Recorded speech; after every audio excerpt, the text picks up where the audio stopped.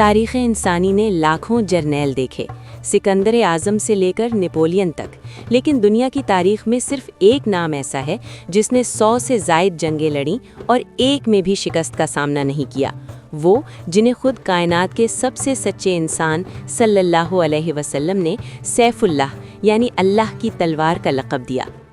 خالد بن ولید رضی اللہ عنہ صرف ایک سپاہی نہیں بلکہ میدان جنگ کے جادوگر تھے۔ وہ دشمن کی نفسیات سے کھیلتے تھے۔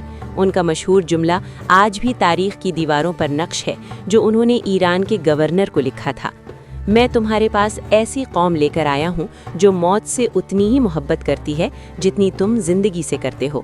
یہی وہ جذبہ تھا جس نے رومی اور ایرانی سلطنتوں کے غرور کو خاک میں ملا دیا۔ میدان یرموک میں جب 40,000 مسلمان 1.5 لاکھ سے زائد رومی لشکر کے سامنے تھے تو خالد بن ولید رضی اللہ عنہ کی جنگی چالوں نے تاریخ بدل دی۔ انہوں نے فوج کو چھوٹے دستوں میں تقسیم کیا اور ایسی موبائل گارڈ تیار کی جس نے رومیوں کے پاؤں اکھاڑ دیے۔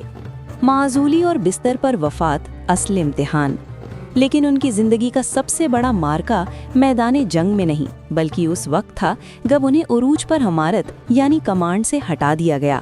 انہوں نے بغیر کسی شکایت کے ایک عام سپاہی بن کر لڑنا قبول کیا۔ کیونکہ وہ اللہ کے لیے لڑتے تھے، عہدے کے لیے نہیں۔ اپنی وفات کے وقت وہ رو رہے تھے۔ ان کے جسم پر کوئی 1 انچ جگہ ایسی نہ تھی جہاں زخم کا نشان نہ ہو، لیکن وہ بستر پر وفات پا رہے تھے۔ انہوں نے کہا، بزدلوں کی آنکھوں کو کبھی نیند نہ آئے۔